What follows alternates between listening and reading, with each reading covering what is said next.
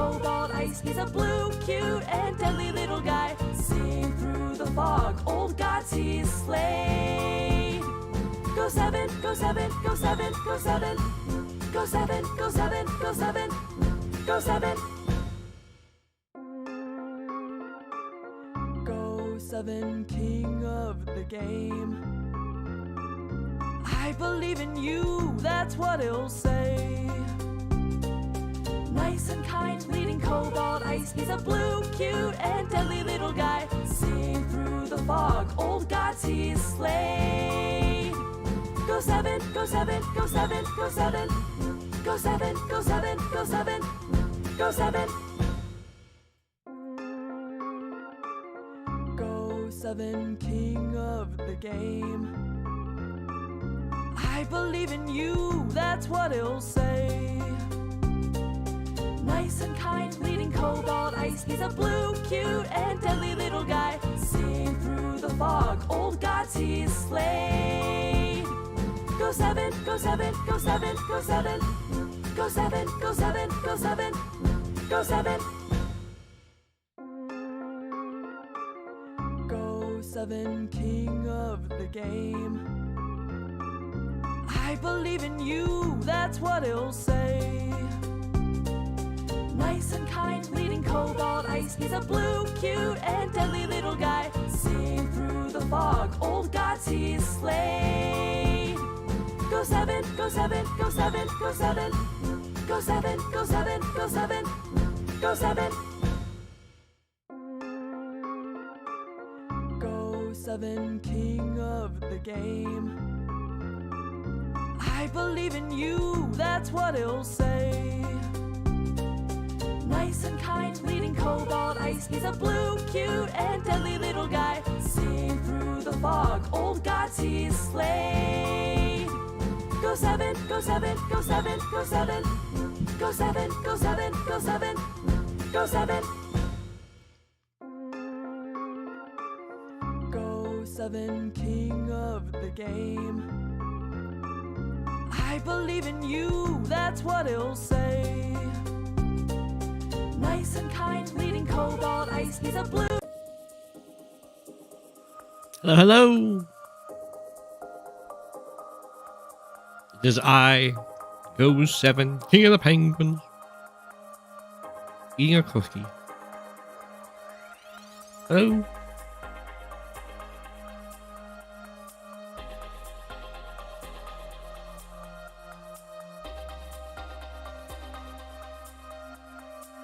Okay. New submitters.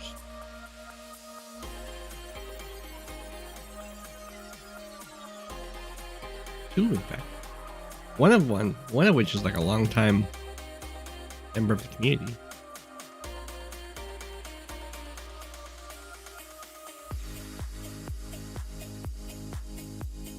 I don't know how Fluffy is so fast at it. He's good. He's good.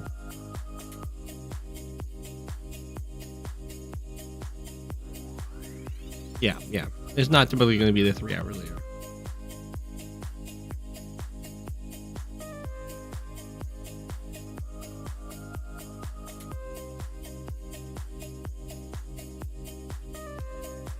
Hello.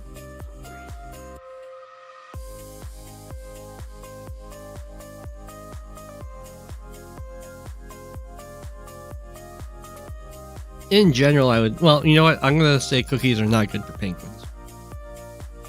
Cookies aren't really good for anyone.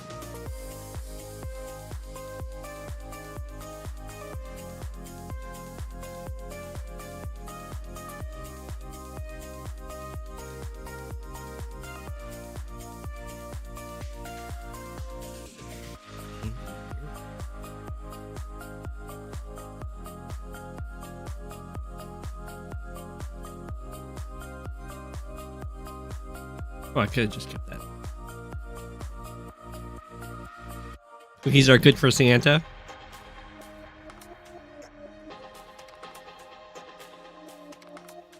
We just watch him. I'll get to versus Starflash replay. Cool. Fluffy is very fast. But Fluffy doesn't seem to be chatting anymore. Which is a drop in, drop out. fold open from me above? Did I miss it? Oh. Hey everybody, welcome back to the #1 Advanced Wars by Web stream on YouTube. I'm your host, Go7, King of the Penguins, and I believe in you. To like, join, sub, and support our sponsor, Fluffy Incorporated, for all your fluffy needs, or fluff needs. Very nice.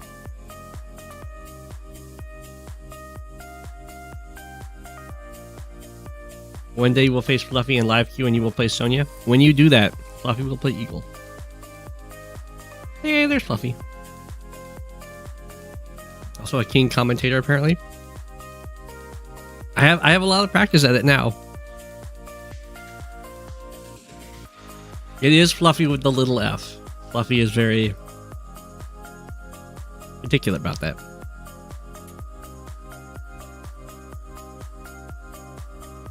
You heard Pokemon's cookies are healthy? I don't know who Pokemon is. So they might be healthy, I don't know. Like veggie cookies. I did see there's this brand of food called Chirps. So there's like Chirp chips, and it's food made out of bugs, in this case crickets. So there's chips made out of crickets, but there's also cookies made out of crickets. Chirp cookies. I might have to try those. Pokemon is a popular streamer. Gotcha.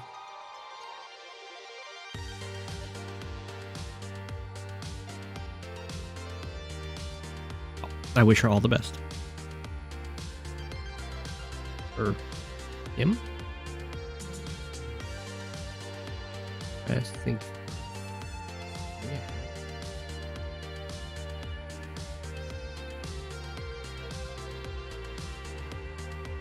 Oh.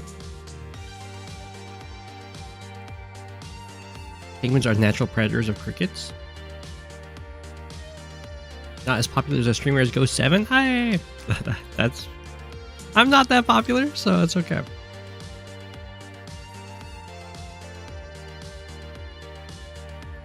You will hop to it. That's why you can't find crickets in Antarctica. Yeah, the penguins eat them all. Okay.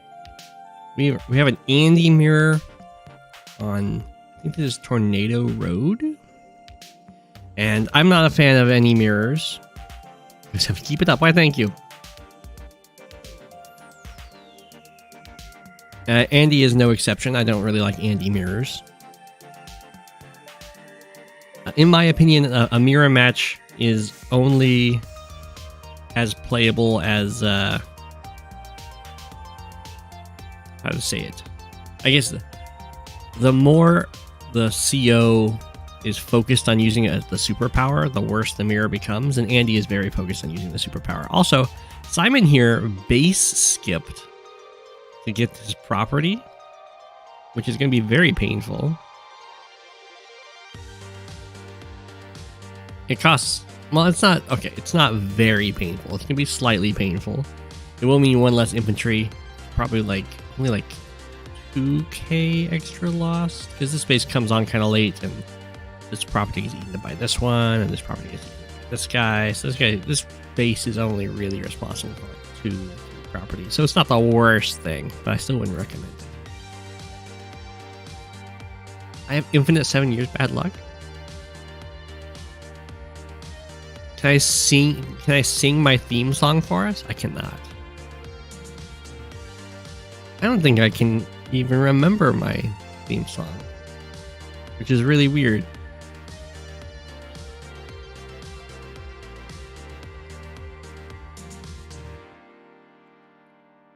Not a fan of any mirrors. Oh, I see. But yeah, I wouldn't recommend base skipping here. But because Andy is rather focused on using his super to great effect, the person who gets the first super tends to have a very good advantage. Because you get the second super first, you also get to have that extra firepower and movement and heal first, so you can probably kill off a lot of your opponent's stuff so their super is weaker. And yeah, the other thing is, of course, in the mirror, both players are going to be trying to kill off the opponent's units. So if one person is just like really bad at fighting Andy, then they're going to have a hard time. This is a nice little recon interrupt. It could have been prevented by Symon by just having the infantry hide in the woods or approach the comm tower. Typically you don't really want to let your opponent get on nice terrain and hit you. Yeah. The recon does survive, and it can just run away and get healed later. And then this infantry did get hit, and it's actually quite a large delay on this comm tower. There isn't another infantry in range for 3 more turns. So that's a pretty big delay. We'll see how much it matters, though.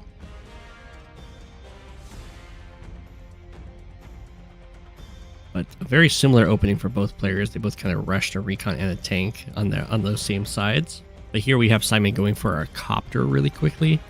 And I would say that Bree will probably be building an anti-air next turn. It's kind of expected that this copter is going to get built, especially if you're contesting this comm tower. So Symon has to give up the capture on this city in order to finish off that infantry that was going for the capture on the comm tower. And the big difference in the scenario from that we saw down here that just unfolded and this recon got away with 4 health is that there's 2 things. For one, the recon is not on a property, it's on a plains, which is much less of a bonus to the defense. And also there's a follow-up recon hit. So this recon is probably going to die. And we see Symon building a backup recon, which is good. Down goes the recon. And losing a recon really hurts. Oh. Okay, looks like we're going to lose this recon too. Yeah, anti-air gets built. It did spot the copter first, but I don't think that was even needed.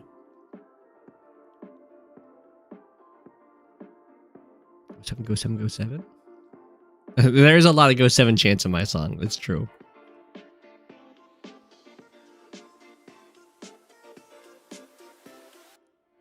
You bought a projector that displays the northern lights and stars on the ceiling. It's pretty sweet. That sounds really cool.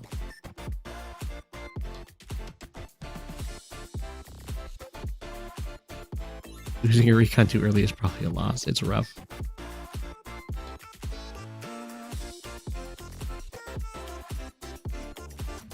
Okay. Yeah, down goes that recon with that infantry. At this point, it looks like Symon is most likely going to be getting the comm tower. Just a few turns here. There's quite a bit of vehicles backed up here. Neither player has any artilleries to try and lock from afar the comm tower. Oh, and it looks like Bree just gets this as well, because Symon kind of fell back really far. Or I guess just it went down this way instead of going up. So both players most likely are getting the comm tower. 1, 2, 3, 4, 5, 6. This copter. Very fortunate that this anti-air decided to go down here rather than like right here. Well, I think it actually acted after vision was revealed. But yeah. Copter is just out of this anti-air's range. We'll see how he goes about this though. Very interesting. Go after the infantry on the mountain. I definitely would not have done that. I would have gone after and stopped this capture if I was going to attack up here.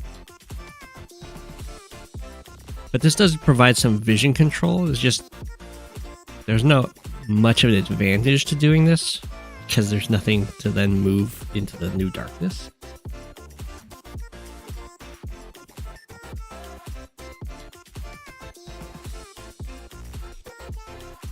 Pop.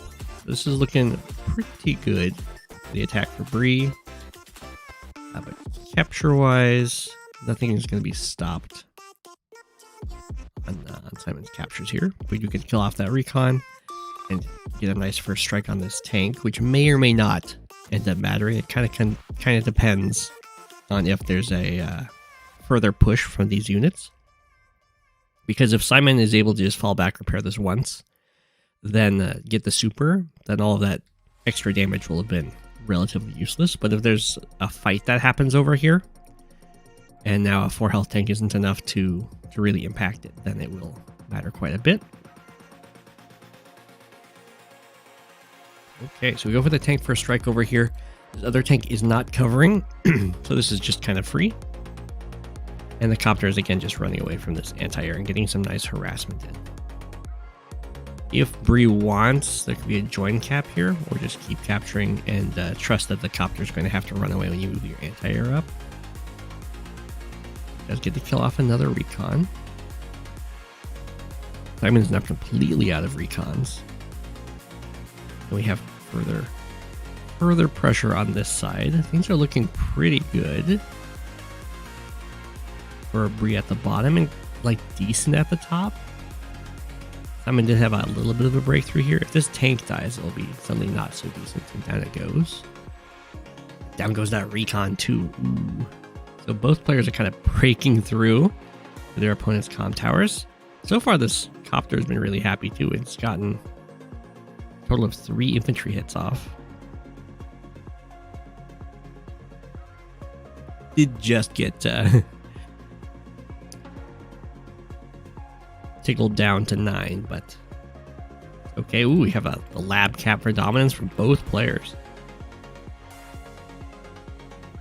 Infantry start moving in over here. An anti-air being built up here is pretty interesting. It's not the worst thing, because one of the things you'll run into is that infantry can kind of block your way and the anti-air can one-shot them. There's also the copters that's coming up here, but usually you just rely on your own copters to outfox a single copter.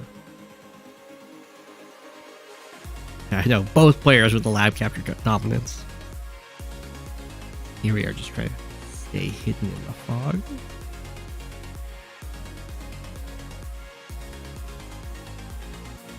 Pop.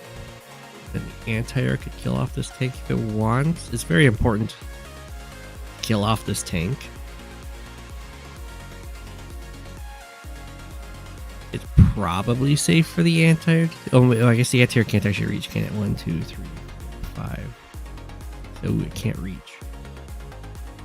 Recon can't either. Okay, so this tank just gets to live. And it's not a 2 health tank. That's a 7 health tank. Okay, Symon's about to have the super available. Although it's possible that Symon won't use the super, although it looks like it's going to be used to try and kill this anti-air. But there was the possibility that Symon wouldn't use the super because it puts a lot of pressure on Bree to do 6 damage or more to this capturing infantry. Otherwise, it can just get supered up to full health.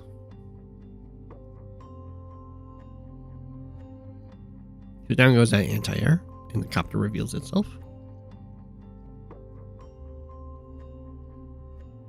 And we have a medium tank and a base skip. Whoa. I'm not sure why there was a base skip. 1, 2, 3, 4, 5, 6, 7. This copter somehow dodged this hidden anti-air. Very nice. Okay, looks like we're gonna attack in here, kill off this infantry, some more vision. Unfortunately for Bree, there's only vehicles left to injure this infantry. It's gonna have to be this tank. But at least all of the other infantry have been taken out of this area, so it's very unlikely that this comm tower is actually going to end up falling.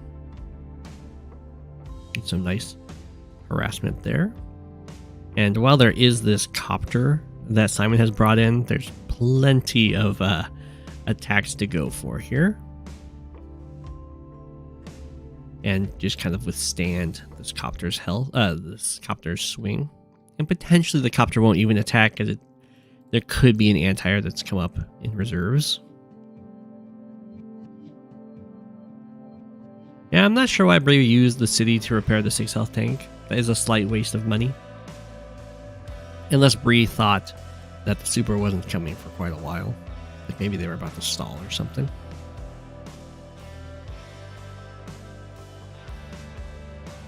Whoop.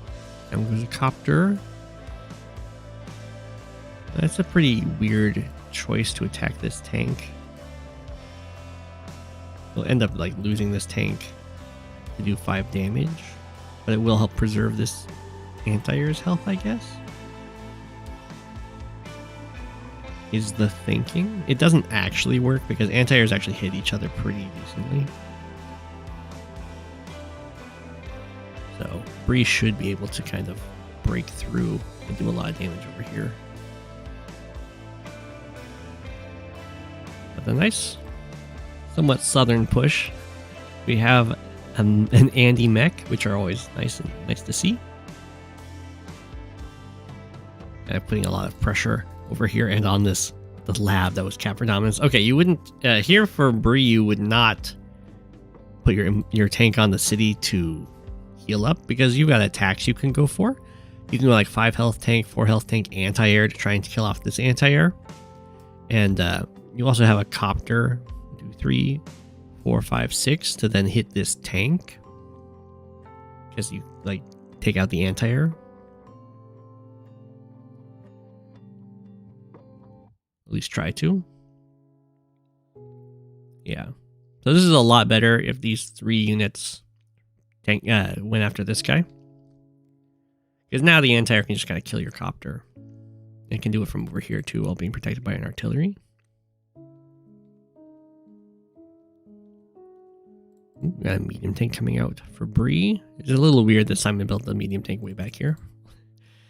It's going to have a surplus of firepower in this region. So artillery gets to take out that tank, which is very good news for it. Oh, the copter's just barely out of the anti-air's range here. So a good read. Oh, interesting. The anti-air decided to hit the other anti-air, and the copter hit the copter. Okay.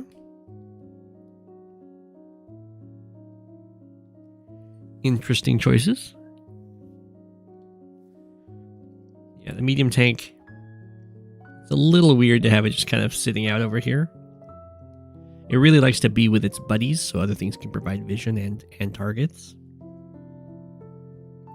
Symon, for the most part, seems to be going for the kind of classic tank copter infantry builds, just to maximize your unit count and also the number of counter hits you can get using the the vehicle unit triangle, where tank beats anti-air, anti-air beats copter, and copter beats tank. So as long as you got 2 of those things being produced in surplus, you can pretty much win any exchange, because if they build tanks, you have your copters to beat up their tanks. If they build anti-airs, you've got tanks to beat up their anti-airs. And if they build copters, you've got just copter versus copter.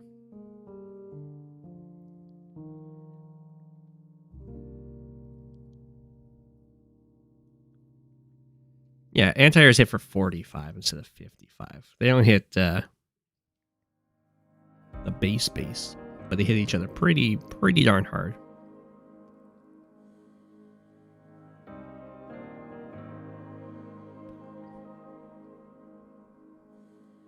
Whoa, and there we go. Copter got the kill. That was possibly a roll.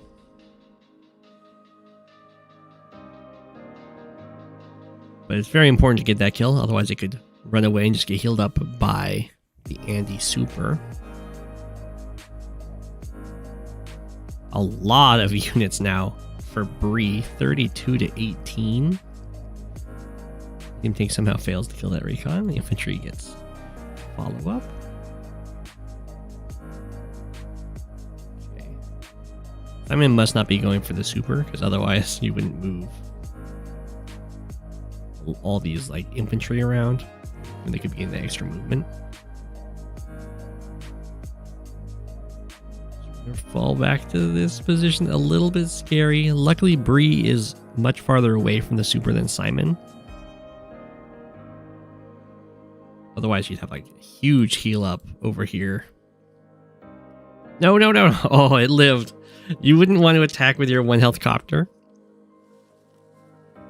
Because if it gets, if the counterattack is just a little bit strong, your copter dies. And next turn, most likely, that's a 6 health copter. So you'd want to preserve its health. But otherwise, this is looking pretty good.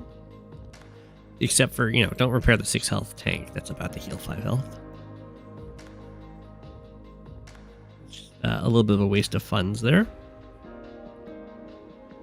This is really annoying to deal with, especially with Andy. You have to knock this down all the way to 4. If you just hit it down to 5, like with the tank hitting it, then it just pops the super and takes your property. Because they can heal before capturing. Okay.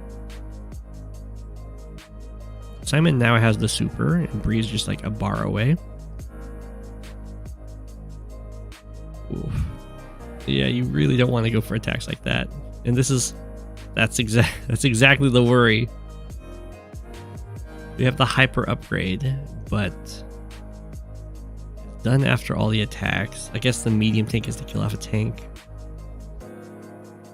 But now you'll see quite a few of these attacks that Symon went for did nothing. Like you attack this copter and you knock it down to 5. And then on Bree's turn, just the super gets popped and it heals back up to 10. So it's like you don't even... if you hadn't attacked it, it kind of does the exact same thing that turn.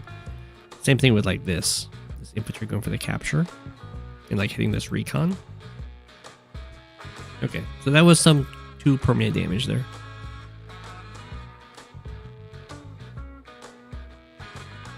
Ooh. Big heal, so yeah, this is back to being a 6 health copter, and now the comm tower just gets captured. Bree should really capture the comm tower. I don't know why these infantry just get less communicate. Oh my gosh, no, no, no. It must be that Bree doesn't actually realize that the super gave the comm tower here.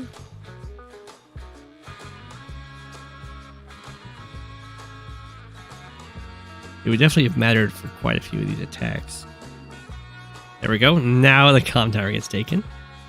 Such is the Andy privilege. So if you're going to attack, you might as well just use the medium tank because it'll one-shot this tank on the road. But yeah, that's probably good game. I mean, Symon is down a ton of units and down comm towers against Andy, where you really need to kill off units. GG.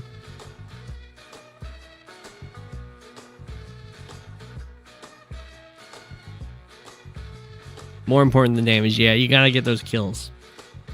But you can see how important it is when you're playing against Andy. You have to go for... You can't just like go for attacks that you would do for other COs. You have to play differently, or you just get absolutely blown out by those supers. GG.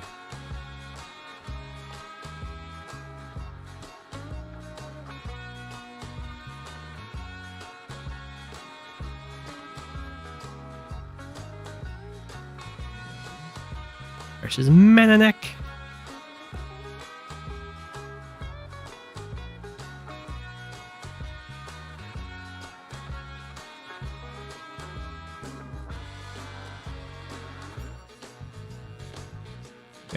Versus Olaf.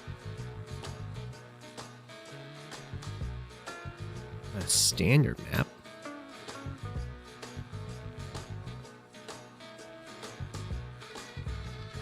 That's kind of why you don't like playing as or against Andy. He changes the game. It's amazing how much Andy changes the game when he has no day-to-day. It's just his super is that good. And it's such a simple super too. I'm in a global league match, which is Sturm versus Von Bolt. Base light, average income 18k. Any advice? You're gonna want. Oh, I'm not supposed to give advice on ongoing games. People will get mad at me. But you can watch. You can try and look up in databases or find games that people are currently playing, probably that are Sturms versus Von Bolts, and see what they're doing. Advanced Wars has changed.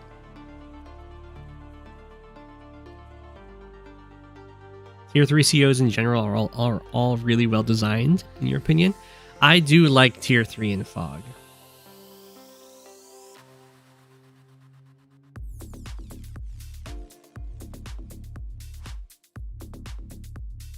But in pretty much any match that you're playing, Keaton, you should look at what the different COs are going to be better at and kind of lean on your advantages and try and make up for your disadvantages.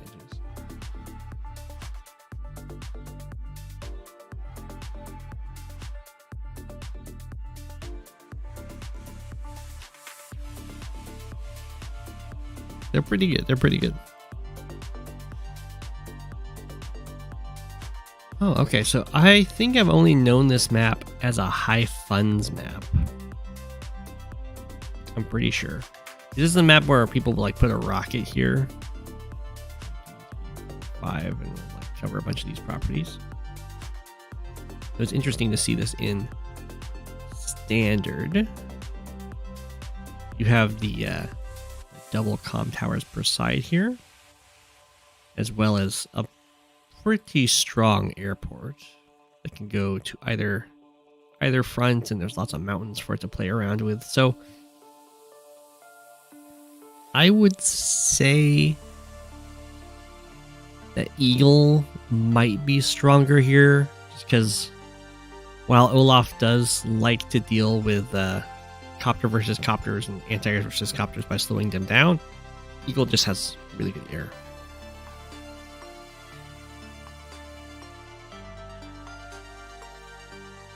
With those extra stats. It's amazing how much attack and defense matters for copters. We see that ManaNek actually goes for a base skip tank opening. So we'll see what this tank manages to do. I'm not 100% sure.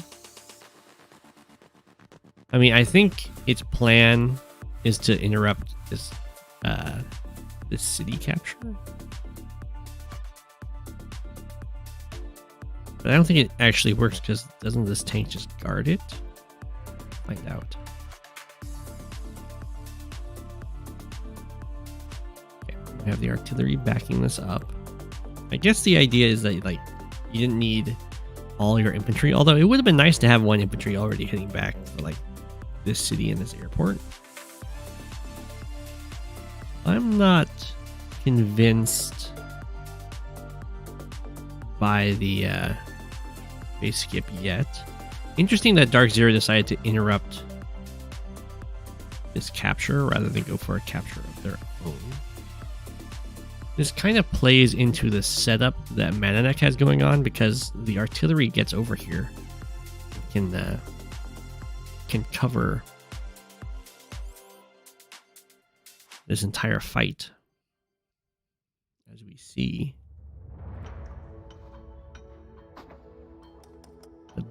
Both players are able to interrupt the exact same capture. ManaNek just got this one a little bit faster. Ooh, okay, so DrkZro just continues with the capture. I guess there isn't really strong enough follow-up to deny it. Which is interesting. Why was it such a bad roll?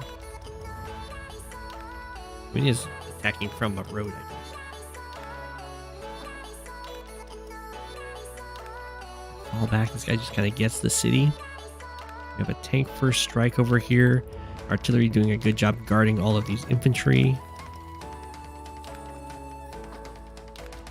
Follow-up tank. Okay. It's a lot of aggression from ManaNek on this front. kind of DrkZro hasn't done enough to answer it. There wasn't a second vehicle bot when 2 vehicles were coming in. Probably just trying to go for some counter aggression.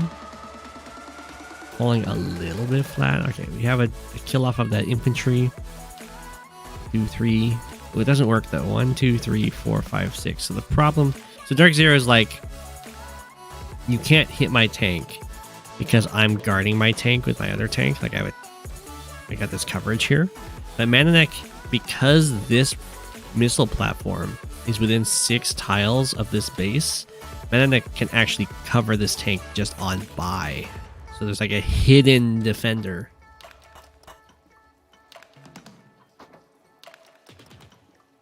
Where like this tank is not covered, so it could actually get attacked.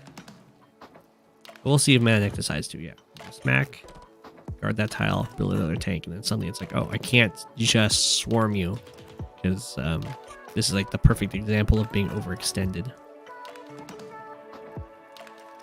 And that's the danger of entering into base range. You have those sudden defenders that really gum up the works. Interesting that this tank decided not to attack the 6 health tank. I guess it's because it wanted to not attack from the road. Still interesting. I mean, the infantry might have gotten us around on it, which definitely could have been annoying. Artillery got popped. Mighty rude.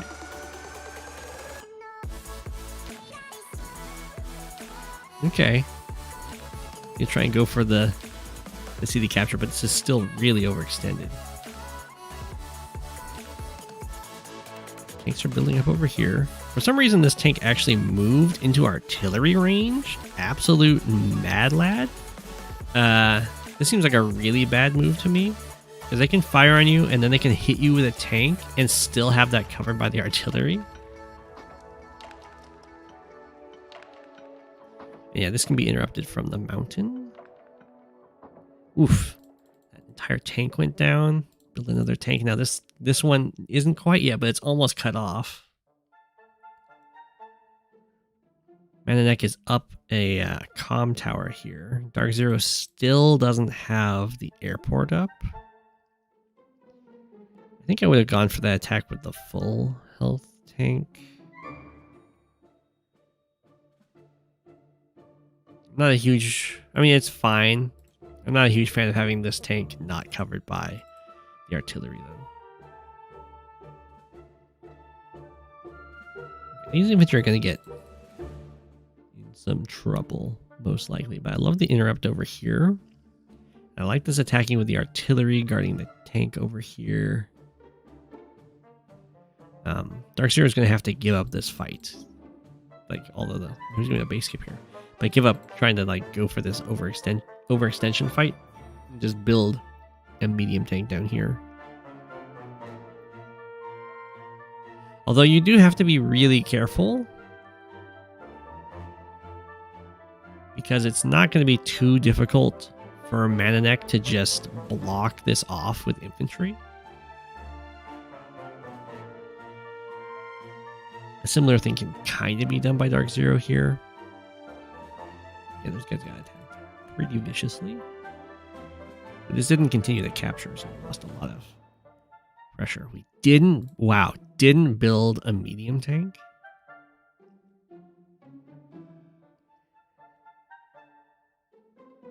Goes for the interrupt on the comm tower. Bring in another tank. Ooh, this guy lived at 1. Interesting that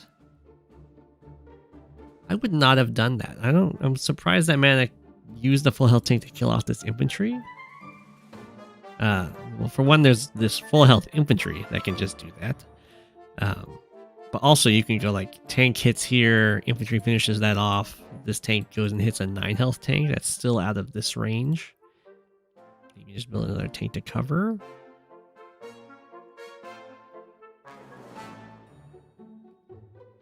I can only assume that ManaNek is getting concerned about getting hit by an Eagle super as to why they wouldn't want to go for the more damaging play.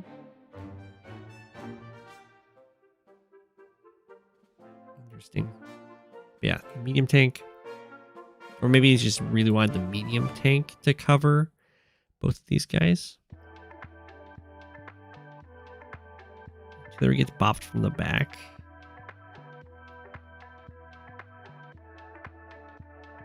I don't know why this guy charged forward like that. Unless this guy's gonna like block this infantry from interrupting down here. Or something. Hitting the artillery makes a lot of sense. I mean, this tank would already have a target. The artillery is definitely being a menace. Here comes the medium tank. There are still quite a few infantry that can just stand in the way, as well as the fact that the Winter Fury is about to show up. ManaNek's going to have a very nice turn here. I probably shouldn't attack with this infantry yet, because it can be used to kill off this infantry that's capturing the comm tower and deny the comm tower for a very long time. After the Winter Fury hits. So I would have preferred you to use the 4 health tank there.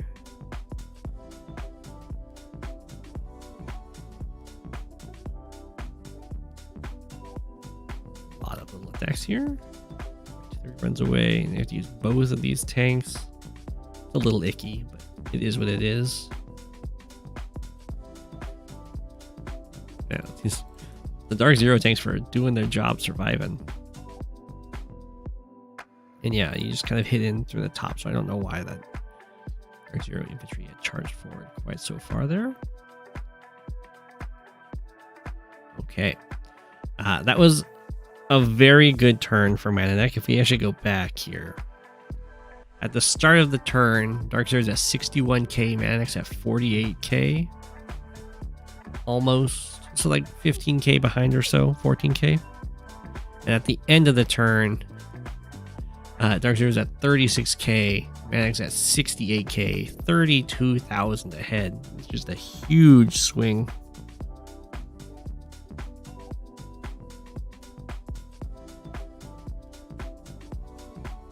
Okay, and now DrkZro is in that classic conundrum of, do I use the lightning strike in the snow, or do I wait for the snow to end? Since these units ran away and stood on properties, I believe we're going to wait for the snow to end. And this is... It makes the lightning strike like more effective, but it's also really good for Olaf, because it means that Olaf gets all the charge from the lightning strike.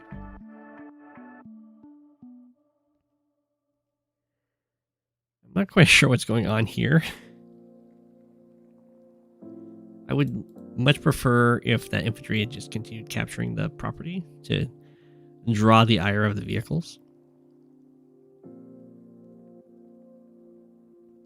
Much like this infantry capturing this comm tower is. Okay. So at this point, ManaNek should really like to kind of keep the pressure on, because you don't want Eagle to be able to stall against you with a full lightning strike prepared. A Neo tank up top. Can I go for the capture right? Captures right in DrkZro's face. You think it goes all the way down here. It does do enough damage to interrupt this capture. Looks like DrkZro is still not going to be using lightning strike. So trying to stall up as many units as possible, which is, I would say, a good idea. Missing out on like a tiny bit of charge here, but there isn't quite enough aggression to...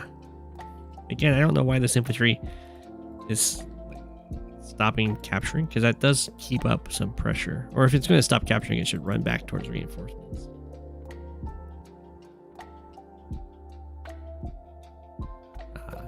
Yeah, the aggression's really starting to fall off here. So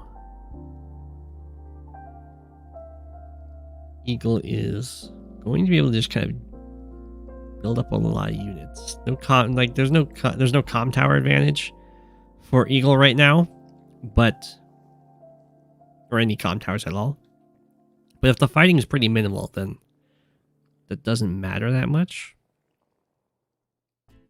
Okay, I like this more. Trying to put some pressure on Eagle. Get some more charge, so Eagle's missing out on a second lightning strike. Some Eagle attacks. This is looking much more like lightning strike turn because the medium tank moved into artillery range. We do have the double art. And that is definitely something you need to keep in mind with your heavy vehicles is Eagle artilleries can move and shoot on that lightning strike turn. So this will be very painful.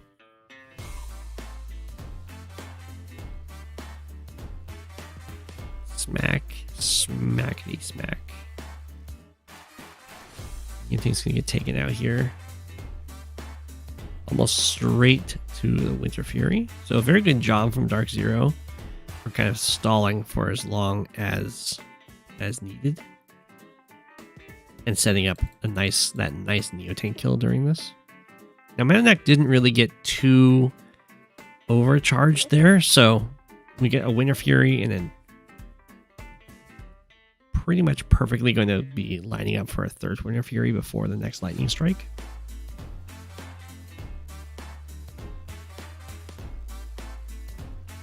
You stop playing Eagle in tier 2 because every time you get your lightning strike, you accrue too many losses for it to matter. Yeah, that's where you got to do that stalling.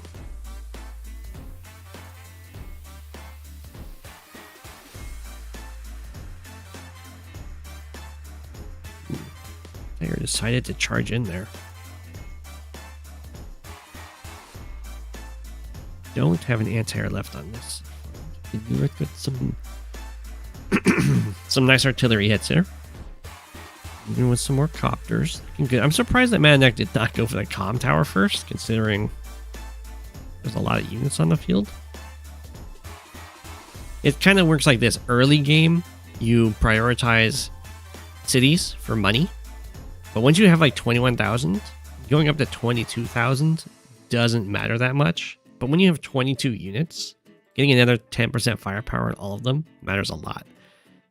So in the mid to late game, oftentimes it's going to be getting the comm tower first for sure.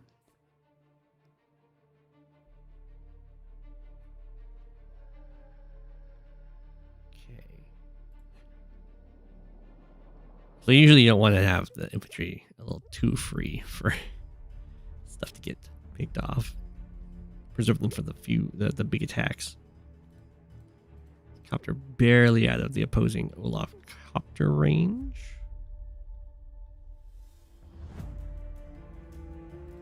Has to go heal up. They're looking pretty even. I'm surprised there's no anti-air built here. It looks like ManaNek is going to start running places with these copters.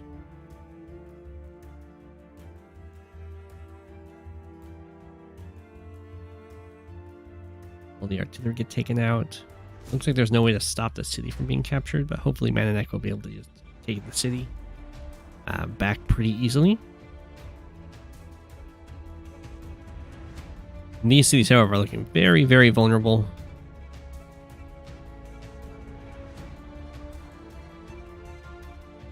And DrkZro will start getting a nice income lead here. For that copter strike, it's pretty decent. Thanks to Eagle having those base stats, even without a comm tower. We do attack here. Ooh. It's very unfortunate that the artillery was the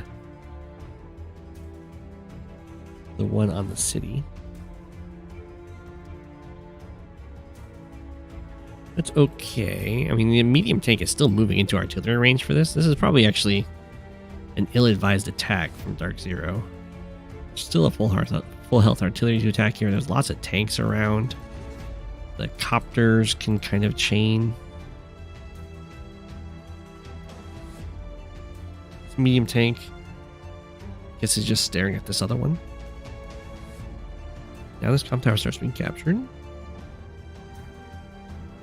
You take that all the way down to 3. Take out the infantry. Take out the tank. I'm going to try and take out the medium tank. With the 1 health tank. It tried. It'd lock it in. Okay.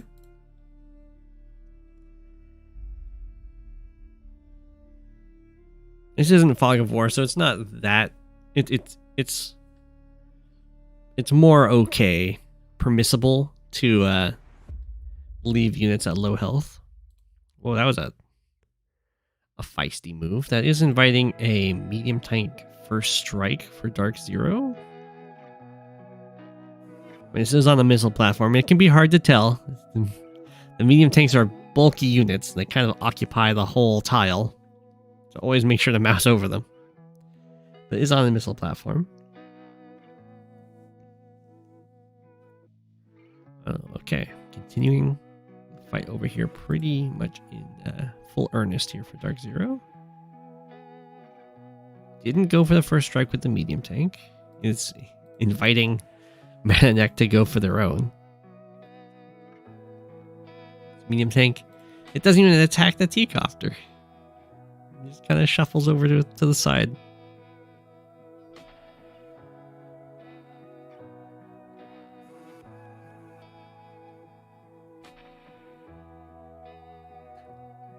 Broken COs only. Okay.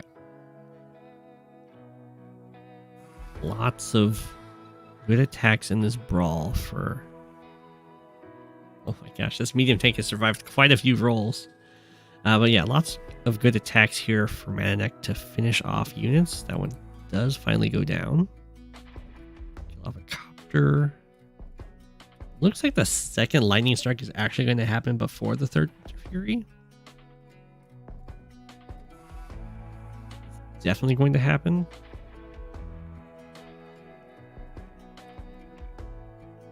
Yeah, I definitely agree with running away with this medium tank. Unless it get... The only way I would attack with this medium tank is if it gave enough charge to get the Winter Fury. But I don't think it will, even when attacking from the road. There's probably a way to get it. But we didn't go for it. Instead, we're going to go for a Blizzard that will make Winter Fury, or not Winter Fury, but Lightning Strike more annoying to use. But of course, it does slow down the Winter Fury.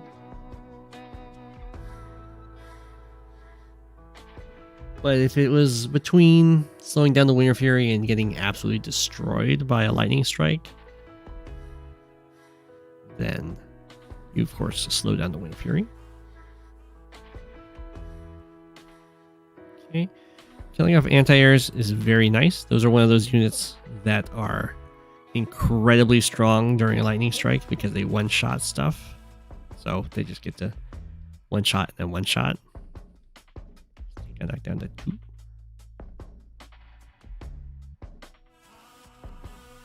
A lot of units getting killed off here.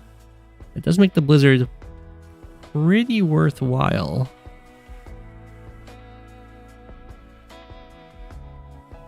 It'll be interesting to see if DrkZro tries to stall again.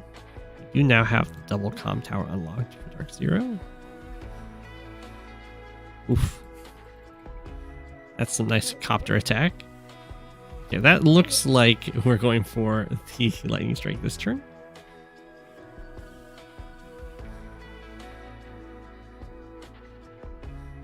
Okay, here we go. All these forward tanks getting gobbled up. Not protected by anti-air, you hate to see it, but it's okay. At the end of that turn, ManaNek's kind of still fine. Like, down a little bit in income, but only down 4 units. Didn't even reach a Winter Fury for all of that.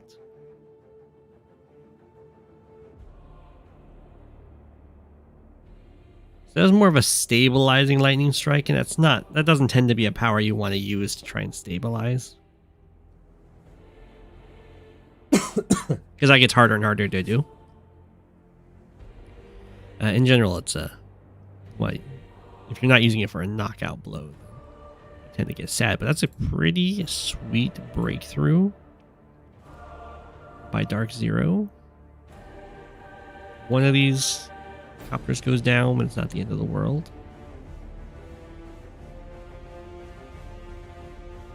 I think this medium tank is super dead, although it is kind of covered by the Neo tank. I mean, the Winter Fury is going to hit. Then we have a copter swing and a medium tank swing. So it looks like ManaNek was just a little too overextended down there.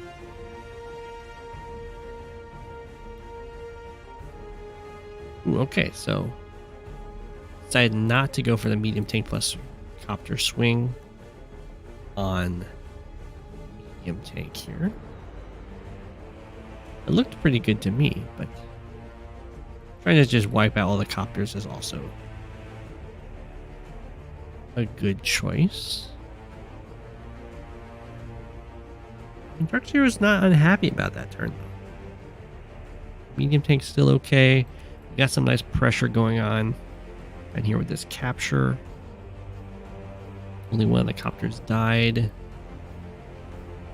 This copter gets surrounded and picked at. But DrkZro still, or hasn't been able to build another copter for quite a while.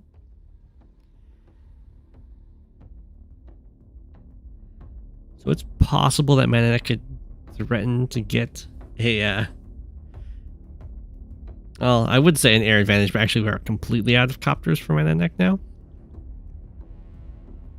Ooh. Is the anti-air going to sacrifice itself to stop the capture? Hits the artillery instead. Okay.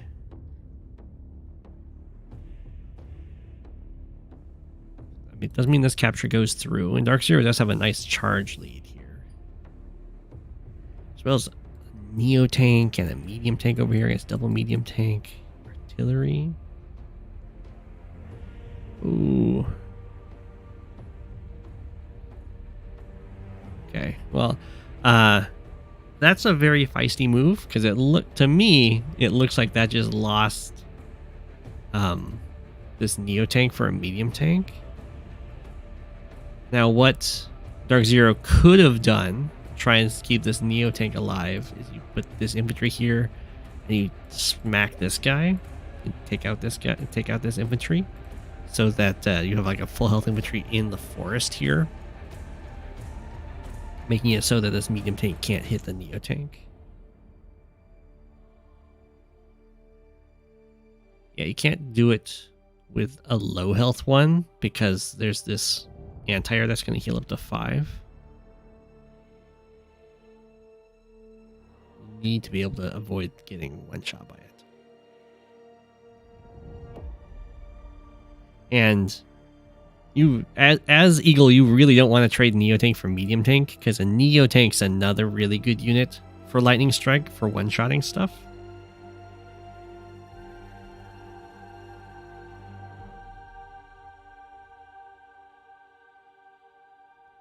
Down goes the infantry. Go after the artillery. Go after the tank. Oh my gosh, look at that roll. Pop. Down goes the Neo tank. There is going to be a lightning strike this turn, potentially. But down the Neo tank hurts a lot.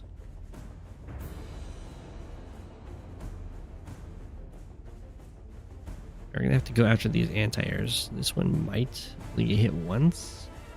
Only a 7 health copter here. Not even that. Not even that scary. Medium tank first strike is kind of okay. 5-6. You get to do it again next turn. The Neo tank can't reach. for the lightning strike. Hit the anti-air. That one out. This one I do believe will survive. Well, that second attack was really nice. I didn't think it would do quite that much. Here you probably wouldn't go after the 1 health medium tank. I think hitting the full health tank makes more sense.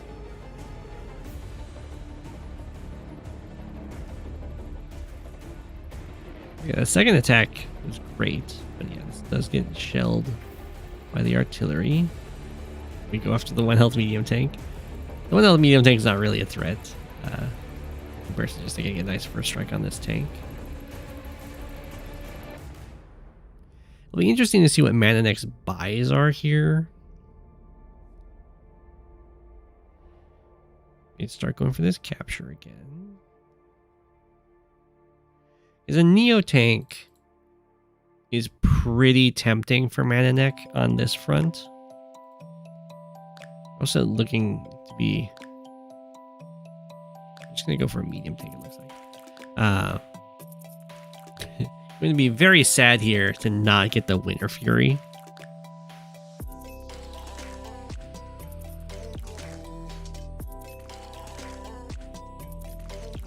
Big attack in here for DrkZro.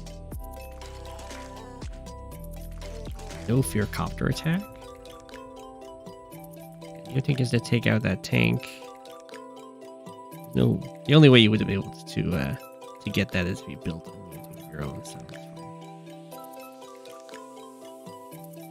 ManaNek did float 4K, so that's enough money to build a Neo tank this turn.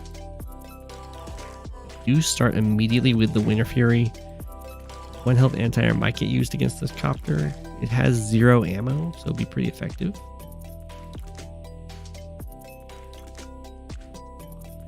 Neo, looking nice. Oof, you got the kill. Finish off that tank. The infantry should really... Well, I guess I would say they should really retreat towards their vehicles, but their vehicles aren't really that healthy, so... Well, they could have retreated towards the one being built.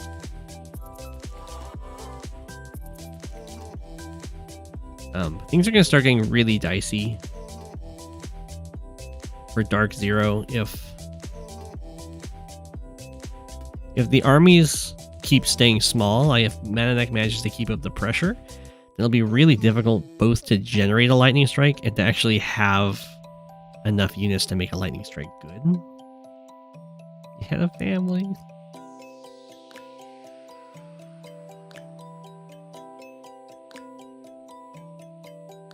Interrupt, take out a whole bunch of these attacking infantry. Very well done by ManaNek. Even refueled this transport copter. I do like repairing anti-airs. You gotta be a little bit careful with some of these repairs, but this is fine. If a 6 health tank wants to come in and hit a 3 health artillery to die for it, that's a trade that most people are willing to do. ManaNek has a nice unit count advantage.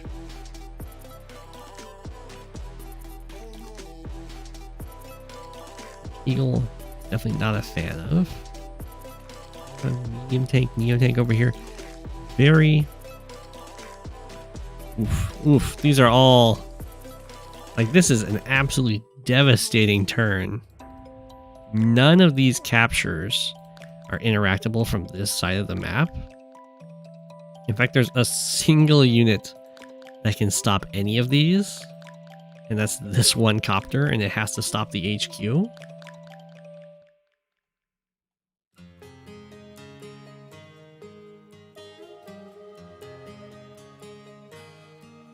So, very nice double property steal by ManaNek. The only thing I'll say here, I'm trying to see what ManaNek could do. So ManaNek could win the game. Potentially, right? You'd have to get... Well, okay, never mind. It would cost 54,000 charge. But if you got the 54,000 charge and pop Blizzard, then the copter can't reach the HQ and you just win.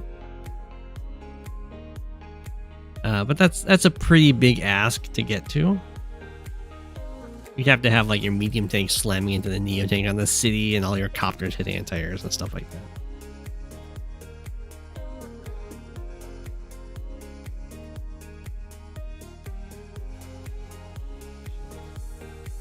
This is a must-do action.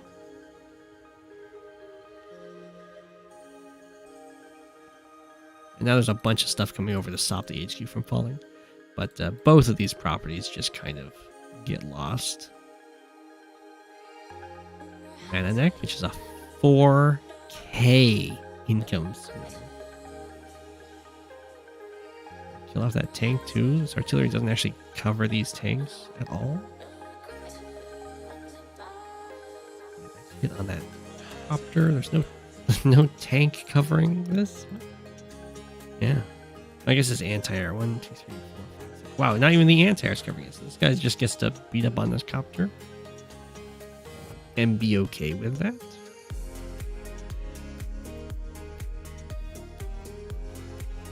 Over the copter swing over here.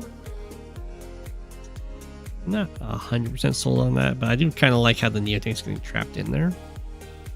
Try and save the tank, I think. 1, 2, 3, 4, 5, 6. Yeah. So we're attacking on this front. Ooh, we're gonna go for the kill on the anti-air with the copters. That was a nice initial swing there, knocking it all the way down to 1. You think runs away, down goes the copter. There's no lightning strike coming this turn.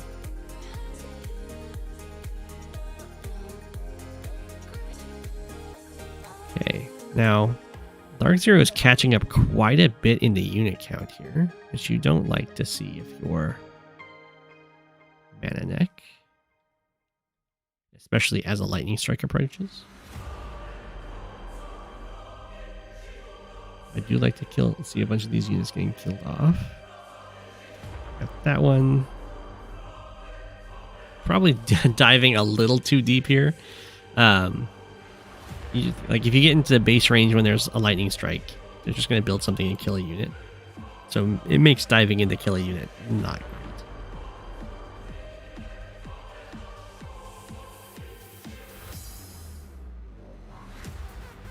But we'll see. Nice copter. Absolute destruction, as is the Eagle Way. It can be very tough to win an air war against Eagle, as we see. You can definitely do stuff like try and use fighters, but then Eagle has lightning strike, like a lightning strike fighter to fight that, or even just lightning strike anti-airs to try and get it.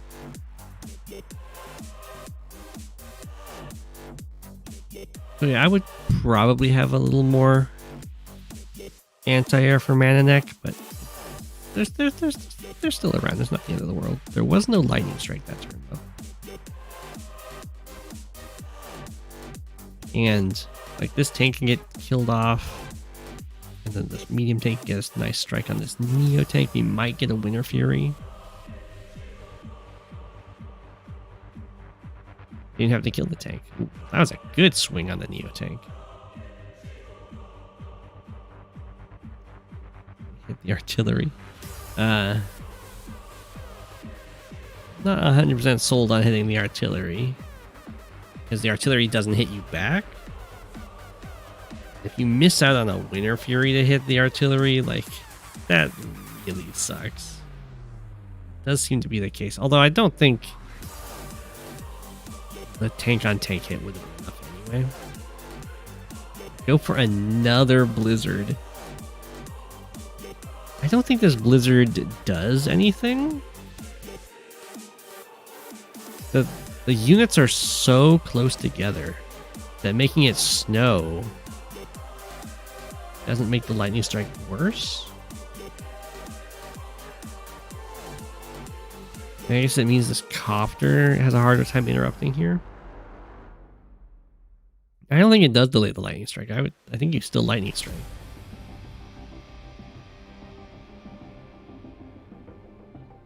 Maybe you don't. I don't know. Maybe you don't need to. Mid-fight does look pretty nice, even without the lightning strike. Maybe you would hold on to the lightning strike. I'm not seeing the advantage to it now. I guess it saves this property from being captured.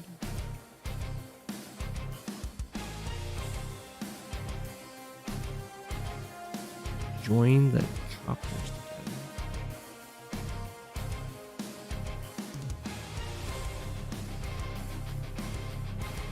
Okay.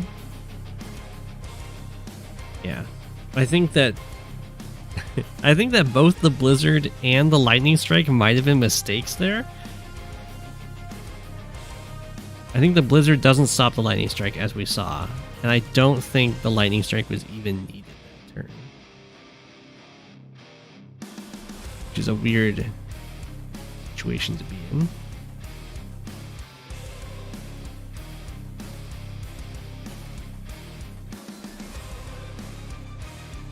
Okay, so this capture, I guess these captures aren't quite going through it.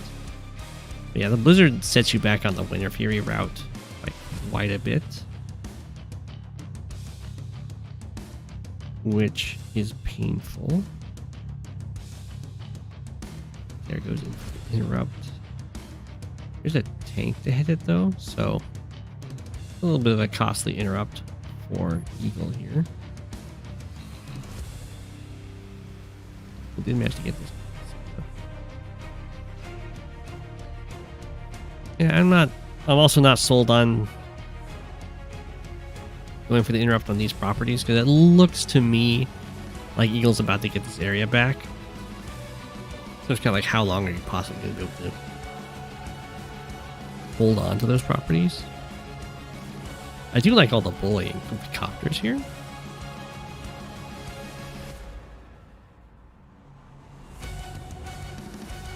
We will go through and I will even up their incomes. There goes the anti-air. It always feels good when your Eagle and your copter just one-shots the opposing copter. Anti-air getting beat up.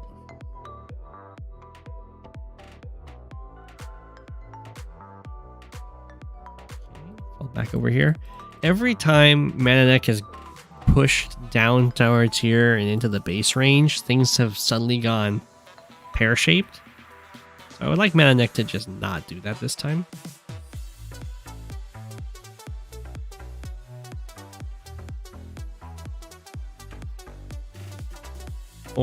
Or if they do it, they should just stop here and just like try and take the city with artillery coverage.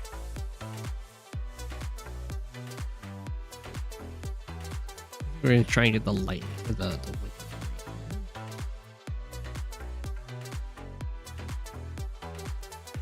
So close. Infantry attacks on the copter to get it.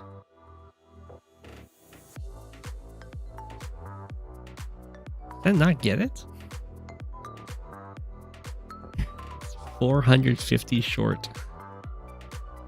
Wow, okay. I mean, I don't think the Winter Fury matters too much, because there's the artillery still here to guard against the medium tank attack.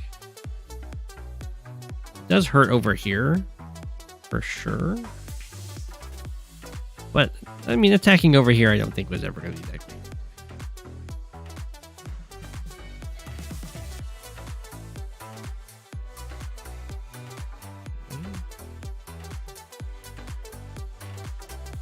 Attacking the artillery is fine, I guess. It doesn't really matter. It's just going to heal up. It does a little bit of economic damage. So we go for the Winter Fury.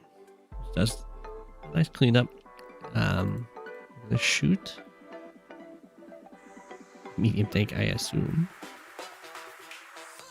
Some nice revenge hits over here.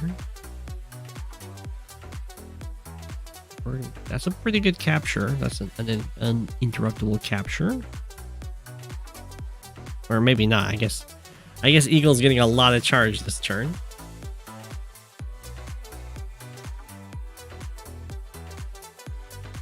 So maybe it will get interrupted.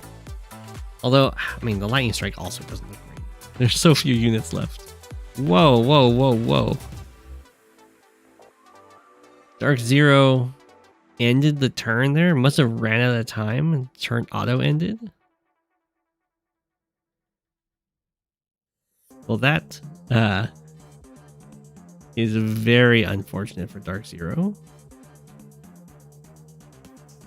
We have a lot of attacks that ManaNek goes for. DrkZro's down to 12 units and then just times out. GG. Whew. That was a very back and forth game. The number one thing, I think, I guess there's two things. One is overextending, very dangerous. It's a good way to lose a lead. And the number two thing is that power management is just like so key when playing these COs that are all in on their supers.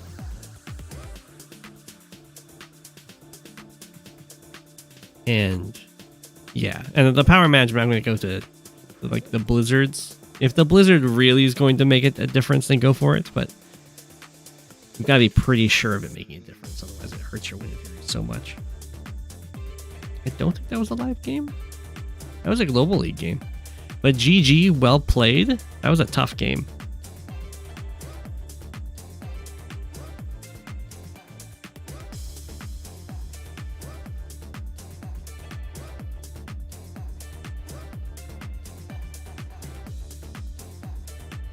If Chariot Rider versus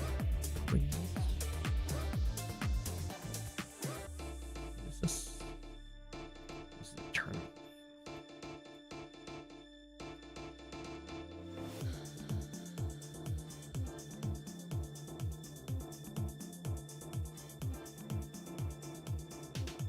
Have a good one.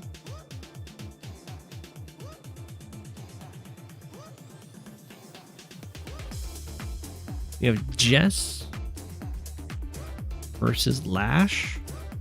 High funds.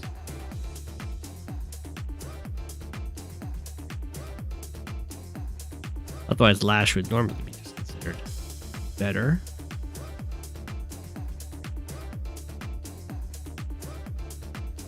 But high funds is high funds. Ah, this map. Yeah, this is the map with the weird black boat on the lab in the center here.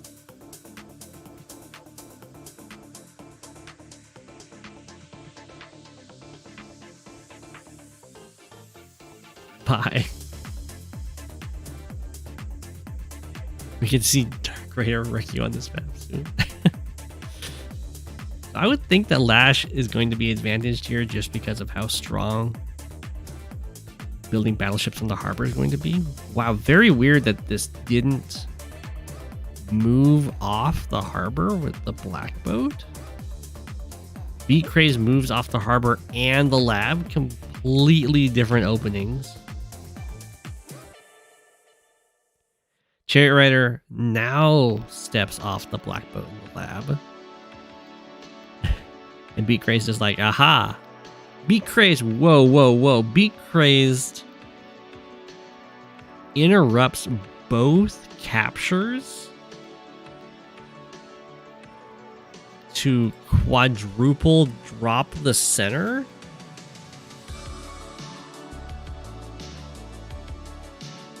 Well, that's a play. I don't think Chariot Rider has to do quite that. Looks like we're going to chill with completing these captures and just double drop the center. I think that's enough. Jess is not the CO to pick to go for infantry aggression. Jess's infantry have minus 10% attack. They, in general, don't want to get into big old infantry fights. That's gonna, oh my, I was gonna say, that's gonna be painful. Taking the harbor is really good,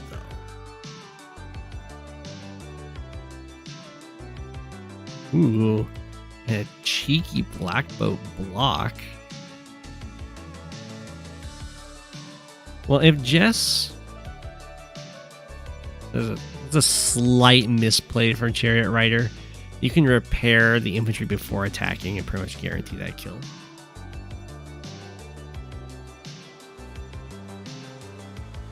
So maybe the play here for Chariot Rider was to pick up both infantry on this front. You could drop here and here and try and deny the... Again, you want to repair that first. Unless you're moving the black boats back. But this one you wouldn't move back. Repairs.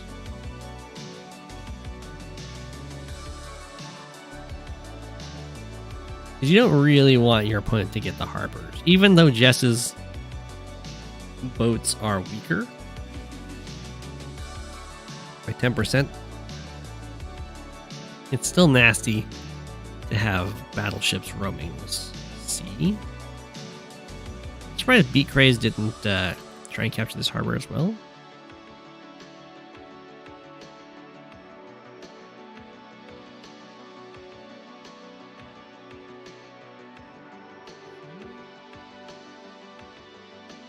You have the double drop off, so now this harbor isn't claimed by either CO at this or player at this point.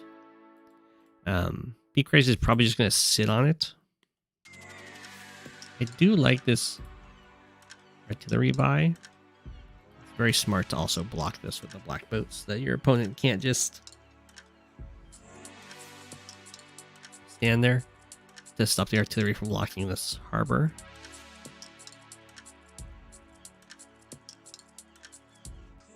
I do like the artillery buy. It's going to have to be followed up probably with a rocket. Be very cute. I haven't even been paying attention to what's happening everywhere else on the map. We do have a Lash copter moving out into this world. Let's just wait. 1, 2, 3, 4, 5, 6. It just moved straight into range of the anti-air. We must be building like a Neo tank or like a tank, I guess.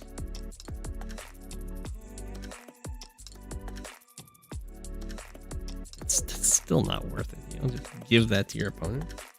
Unless you really need the charge, but you don't want Jess to get the charge.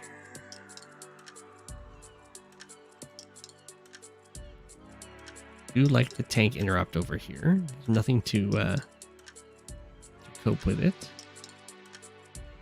We didn't have the rocket follow-up. So if Jess wants, still pretty easily block off this harbor. And the lander getting out is very scary for the center, of course. I don't know why that copter was just gifted. He was banned, understandably.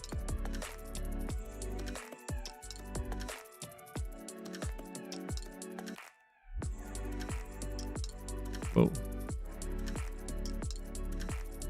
It's a very aggressive swing by our chess player. So yeah, once vehicles start being unloaded over here for Jess, it's gonna be hard to hold the lab. You can lock it down with the rockets from afar, but your purely infantry based force is still gonna struggle when some more big boy units start showing up.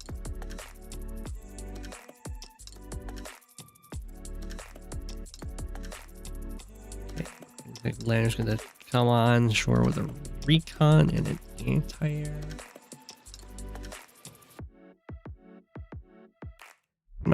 I'm not super sold on this anti-air attack. Like, the copter's just gonna heal up to 8. It's better to just run away and heal up with your anti-air.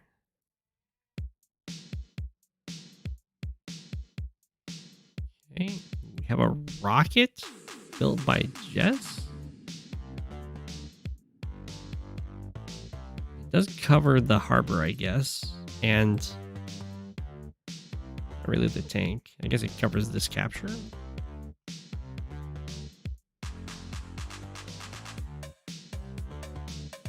Okay.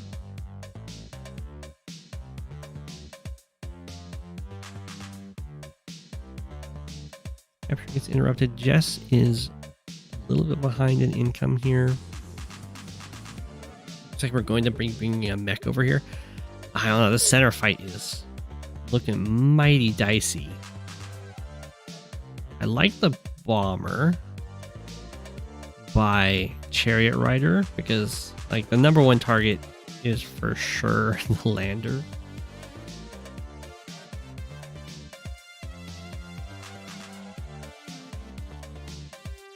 And of course the harbors.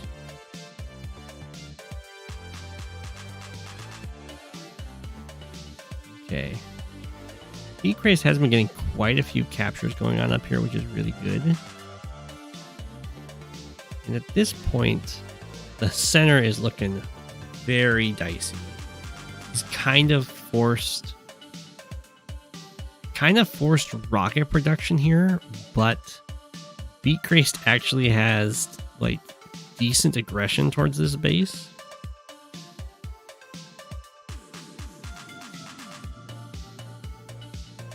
So even though you like really want to build a rocket,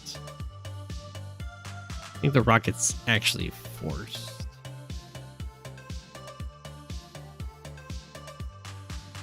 Right? Because anti-air just comes over here, kills your infantry. I guess you can drop off here. Ah, 2 health infantry. I guess it's enough. I guess it really you just need the black bow here so that this guy can't walk onto the lab. No rocket build. Okay. I don't think the bombers make it in time. Copter makes it in time.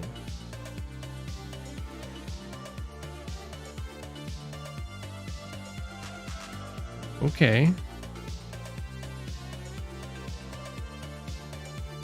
Anti-air was not used to kill the infantry off. Goes after the mech. Wow.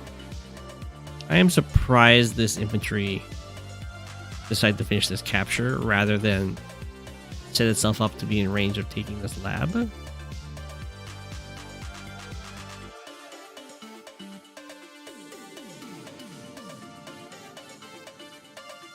Okay, black boat on its way.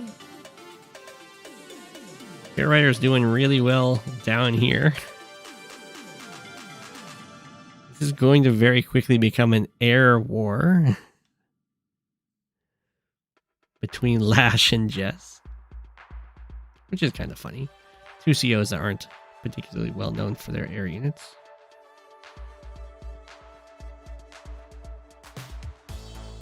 Not that Lash air units are bad. Good aggression on anti-air. There's only these 2 infantry range. Neither of them are full. Gonna have to have a rocket built over here. Like, there's no if, and, or buts about it. Oh my gosh. That's not a rocket. The fight down here is completely over. I don't think the bomber should even have stood on the base. It should probably have walked by. I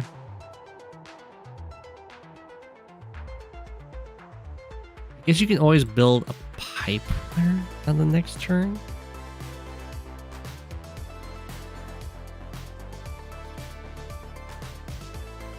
Okay. Well, there's nothing on the island at present that can hit this infantry. And it is threatening to capture the lab.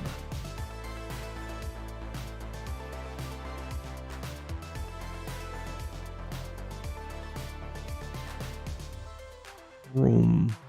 Okay. Bomber is 1 tile off. We have prying tactics. Just realized this Jess bomber 1, 2, 3, 4, 5, 6. This Jess bomber walked into anti-air range from a city strike from Lash, regardless of prime tactics. payback for sending the copter in range, I guess.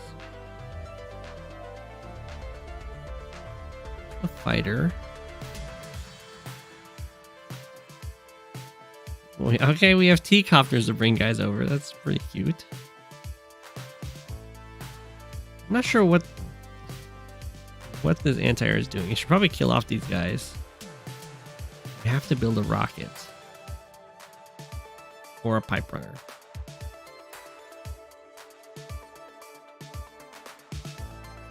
Maybe you go anti-air here, black boat here. So that the copter can't just smack your rocket / pipe runner.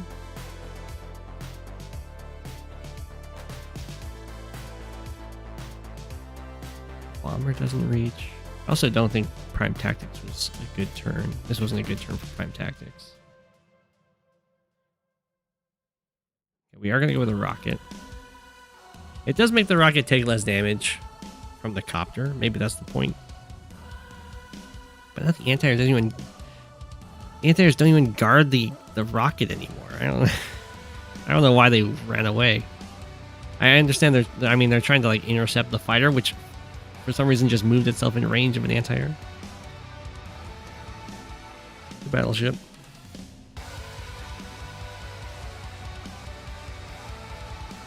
Okay, there's gonna be a lot of join caps here. This black boat cannot afford to move. Or actually, I guess it can. What happened to Jess's other black boat? It must have been killed and I didn't notice.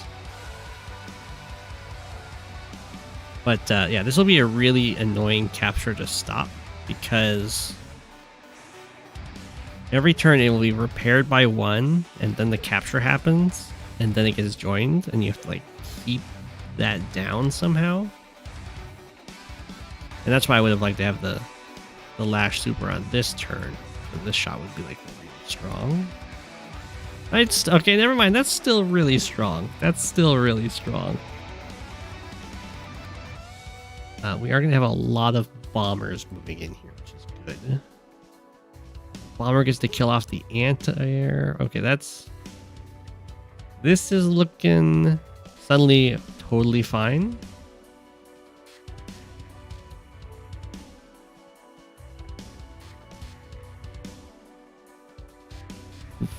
That is just a 1 health infantry. Yeah, okay.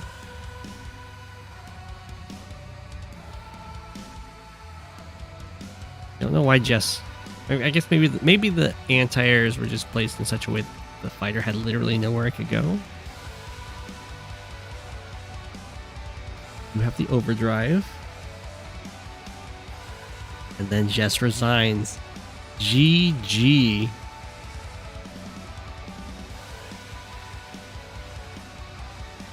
That is a gnarly game. I think Jess could have won that if just didn't decide not to go in on capturing this city. But the black boat has sunk. I do like the all in on the center.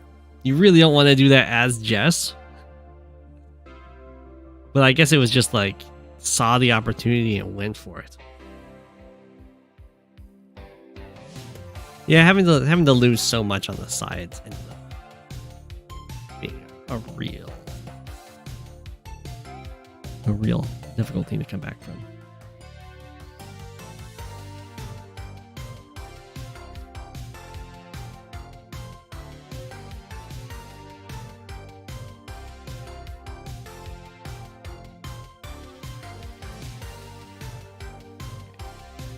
Average Joe for Savage the Beasts. Tornado Road version 2.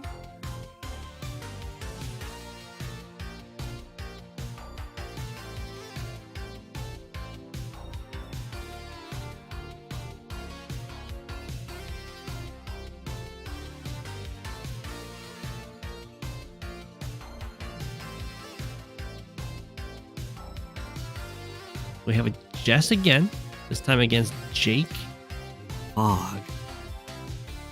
Nice tier 4 match here. Is this the game you're thinking of? It's a banger. That's great. That's great. See how this goes. There's been an upward trend of Jess being one of the better tier 4 fog COs, but Jake has always been up there as one of the best ones. So it's kind of like the new blood versus the old blood-ish. No weird base skips this time around. We'll see if both players go for early recons. Okay. In fact, neither player goes for early recons. They both go for a tank opening. They do both go for a tank opening. Both on the exact same side, too. Average Joe does go for a faster copter. Savage the Beasts for tank, followed by artillery, followed by recon. Average Joe is feeling just tanks, which is fine. It's definitely a little expensive to go double tank so fast on this front. But if you're feeling like you need to get that comm tower, then it makes sense. It's expensive because you're building tanks before you have enough infantry to go for all the captures you want. Like this one's being delayed by quite a bit, while there's like a surplus of infantry walking around over here. So ideally you'd be able to build vehicles on this double front until you have enough infantry on your single front. But that's okay. I think both players just kind of get their comm towers and it's fine. No one's gonna get in trouble. You have slightly more forward captures from Savage the Beasts.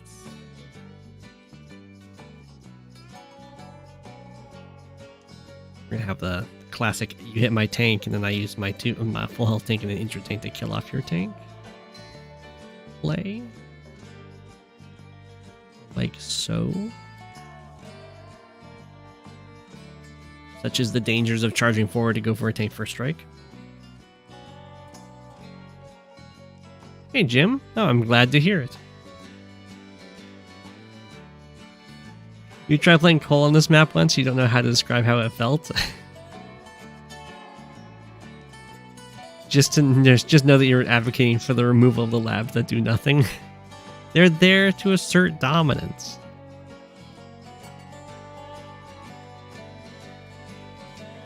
Ooh, Average Joe goes for a fairly early medium tank. Savage the Beast. Trying to assert dominance right away.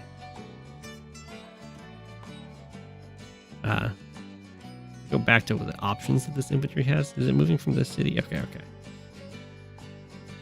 I mean, that's probably the safest tile.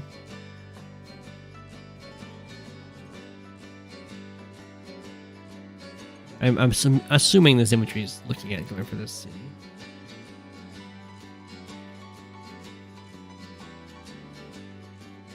Okay. Joe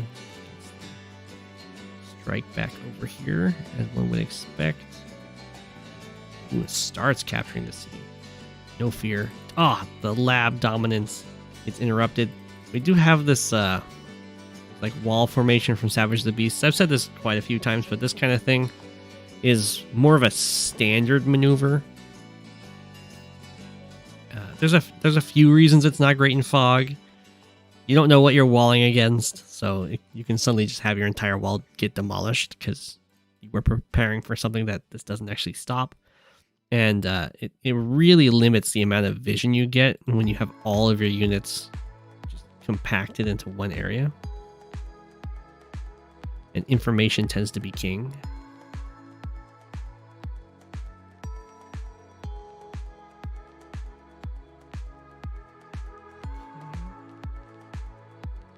Looks like Average Joe is going to get this. Savage the Beast just full on walling here. Similar thing going on down here. I mean, it's very understandable. You want to defend your comm tower.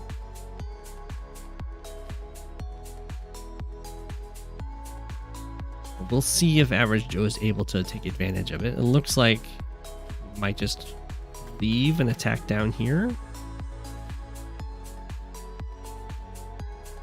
It's definitely a good answer to someone who's invested a bunch of units to hold a certain part of the map. You just go hit another section of the map. Exactly what's going on there. Just a bunch of essentially free kills. We'll see how it goes. Savage the Beast can respond by moving forward with this wall and threatening other properties. In general, what you don't want to do is have just like half your army attack into your opponent's full army.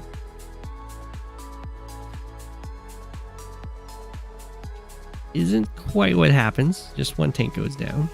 A Neo tank from Average Joe. Just infantry standing in a line up here. Okay. I think we just need a few more recons here for Savage the Beasts. It'd be really nice to know exactly what's going on in some of this fog. Like, way too many units invested up here. But there's no way that Savage the Beast would necessarily know that, just because information problems. We're going to attack in by Average Joe. Very strong attack, got all the way to the artillery. And looks like it decided to stop. I would attack with this tank right here. Attacking here is also fine, killing off the unit. I would prefer down here because it makes a wall so that the tanks can't be easily two-shot. Defending like the medium tank on this side doesn't really matter. That's okay. A very strong attack by Average Joe. No power used for it though, so I assume we're going to see Block Rock in response.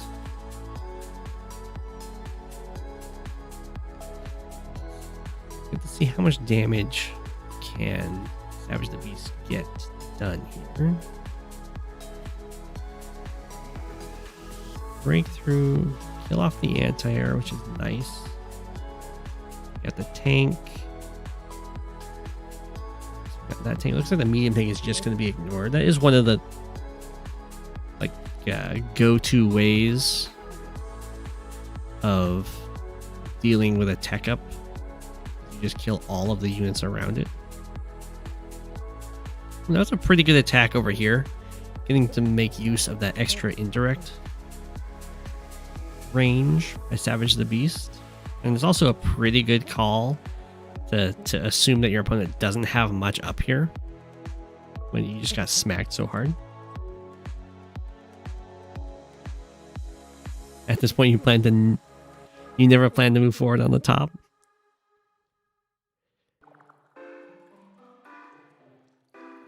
Yeah, just a single anti-air shows up. Medium tank hits. I think we don't have a power used by Average Joe. Just gonna fall back. Well, that's pretty good news for Savage the Beast. Got this city. Gonna be able to kill off this medium tank after it got surrounded.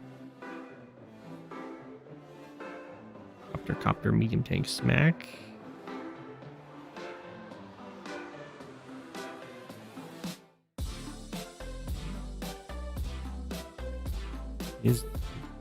I do like this a lot more. All of the units suddenly spread out. Get a ton of information. Try and find where the opponent's units are. Recon saw everything over here. I think Average Joe is going to do a complete front switch. Try attacking this comm tower. And Savage the Beast is going to have a pretty good idea that this happened, just from seeing those units attack and having enough vision around other sections of the map to see that their army isn't going elsewhere. Okay, maybe Savage the Beast isn't quite aware of it. You normally wouldn't attack into it. We do have some reinforcements going up there. So usually you'd want to just like completely fall back. The infantry did, but we did go for the tank attack. Okay, we have the overdrive. Average Joe going in for the super.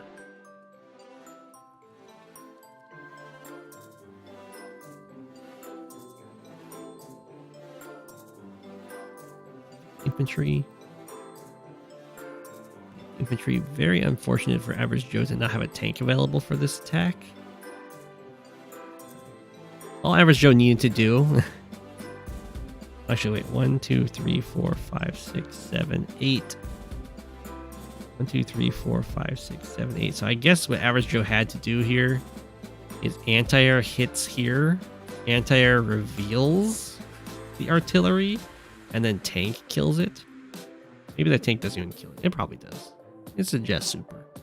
I mean, I think the artillery is pretty much a given to be there. But if that happens, I think they just trade comm towers. Which is definitely a lot better than just losing a comm tower.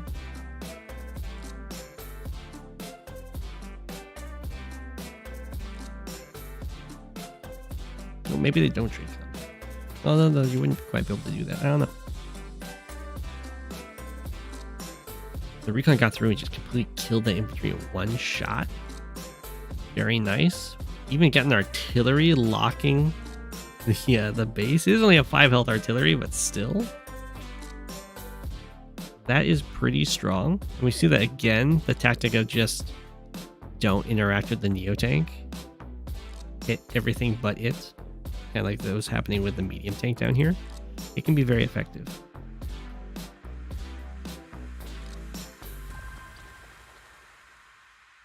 Now the artillery gets taken out. It looks like this comm tower is now going to go down. Savage the Beast is going to be able to enjoy this double comm tower advantage for a single turn. But a glorious turn it is.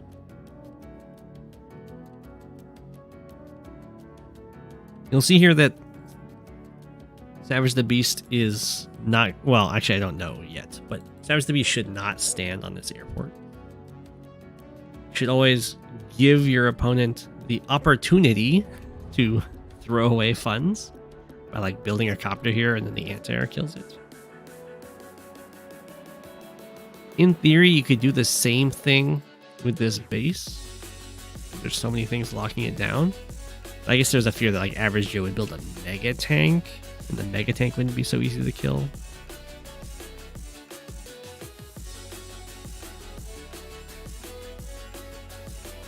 Average Joe gets the comm tower back, and we have a turbocharge. And go for a Neo tank first strike. Not pretty of a first strike. Let's see if there's a good follow-up to that. Get a tank attack. Knock it down to 2. That's pretty good. Kill off this recon. On a lot of pressure up here. At this point, Savage the Beast is going to be... There's 2 things on the mind. It should be make sure my HQ doesn't get taken, and make sure this base doesn't die.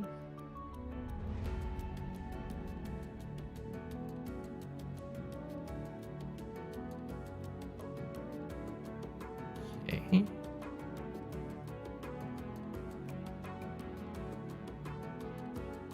Go for a beatdown. A little bit expensive there. I would be planning on next turn joining these copters together, maybe in like a mega tank here. I do like that there's infantry around this HQ though. Rest in peace, Bomber. Huge breakthrough for average Joe. Lots of great damage. We're not going to be joining the copters together. We'll have 1 anti-air. You could try and spawn bombers, I guess.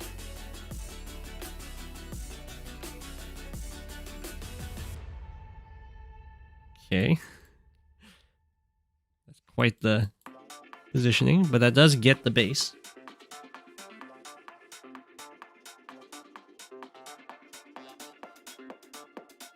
I also didn't want him building anything sturdy on the base. In the moment the anti-air was there, we were considering his stealth. Ah. I see. The stealth would be pretty good once you've locked this down.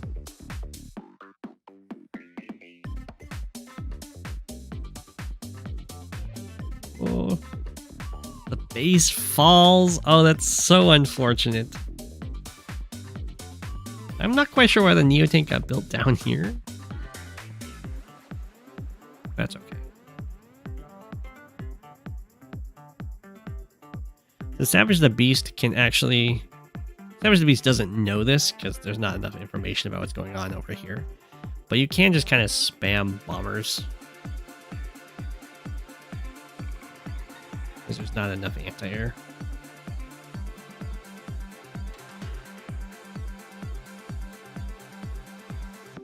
Oh, okay, join it. We're going to build a stealth. Hitting that infantry is actually pretty valuable. Oh, stealth gets knocked down to 3. We'll repair up to 5.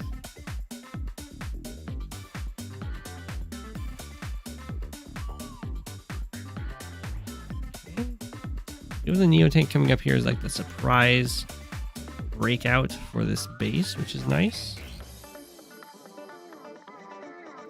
The lab being capped for dominance. Oh, the Neo tank didn't dive in.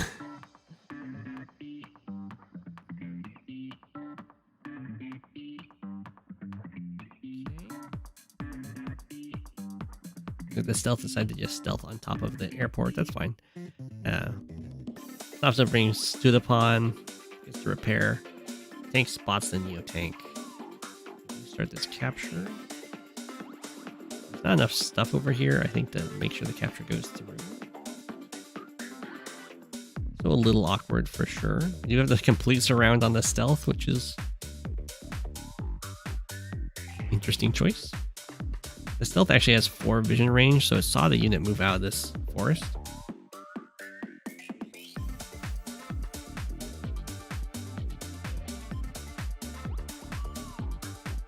Okay.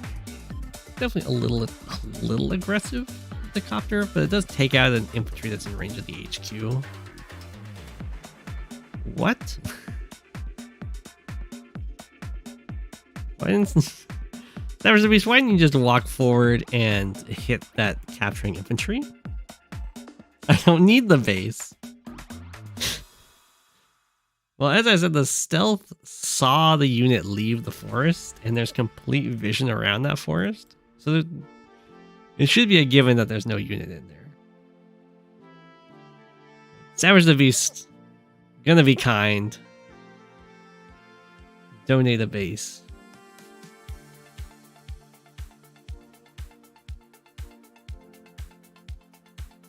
Build another stealth over here.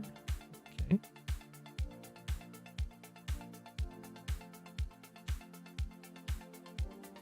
You don't want to spoil it.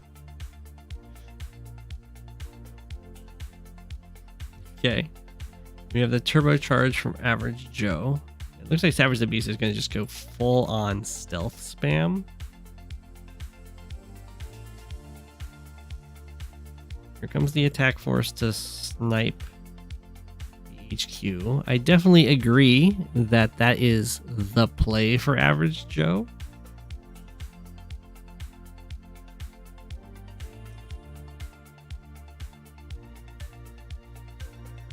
Stealthily moving out. ABC.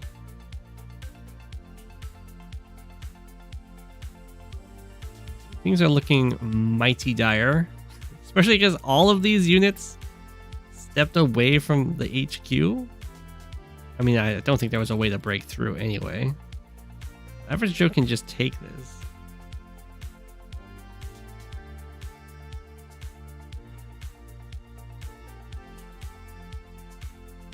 Okay, this is day 26. So there's not going to be a sudden game over.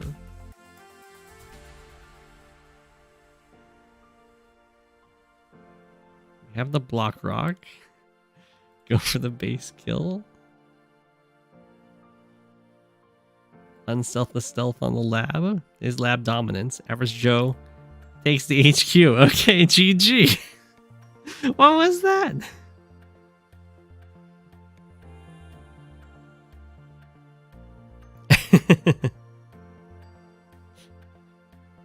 Well, as I said, you gotta be careful watching out for your base and your HQ.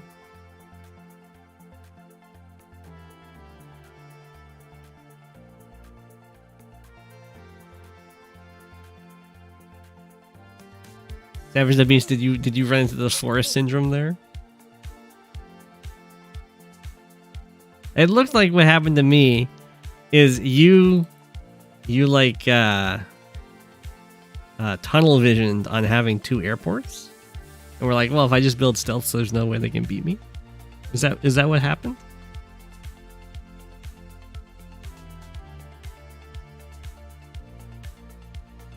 Oh, you thought the lab acted as a backup HQ. Ah.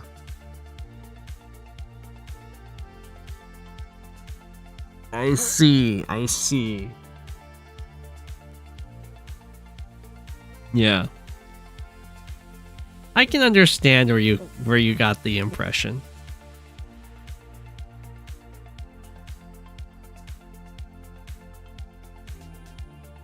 Yeah. I mean, they don't really ever explain how the labs and HQs work. But yeah, if there are no HQs, then the labs are they're like substitute HQs. Yeah.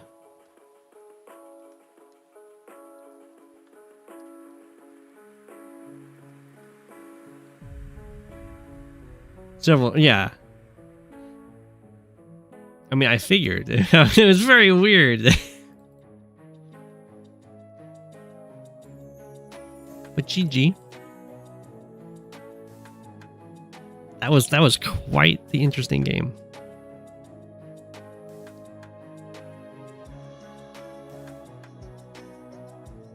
There are... Well, I mean, you can have labs on maps with HQs, as we see here. But the labs do nothing. Other than give you vision when you own them, of their specific tile. The HQs, if there are no HQs, then you lose if you have 0 labs. The difference between lab victories and HQ victories is if you lose any HQ, you lose the game. So for maps that have multiple HQs, any of them being captured, you'll lose. If it's a map where it's losing all of your labs, then as long as you have a single lab, you're still in it.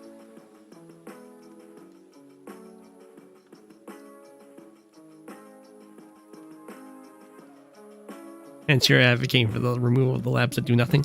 So the reason these labs are here is because I'm pretty sure this is a map made by the Chinese community, and in the Chinese competitive scene, they have lab units. Neotank, Bomber, and Stealth are all lab units. So for them, the lab does something. But for us, the lab does not.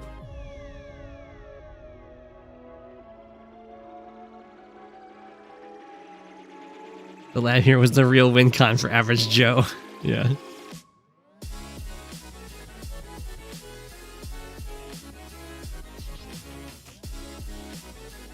Anyway, GG. That's quite the game. I'm ending this stream here. I leave you all with an apple. I'll be back on Wednesday with a chill stream. See you guys there. Thank you for watching. It's Go7, king of the penguins. Of all the penguins, he is king. It's Go7, king of the penguins. Being king of the penguins.